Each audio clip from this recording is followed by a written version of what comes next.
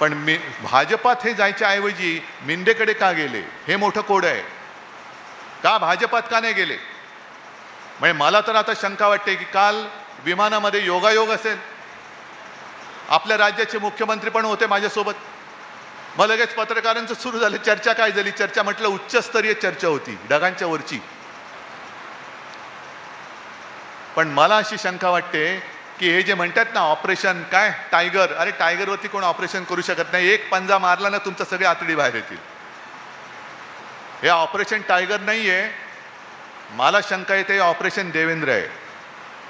कारण आज ना उद्या, कारण देवेंद्र, त्यांना असं वाटतंय की देवेंद्र फडणवीस कदाचित उद्या पंतप्रधान पदाच्या शर्यतीत उतरतील, म्हणून आत्ताच त्यांचे पंख काप.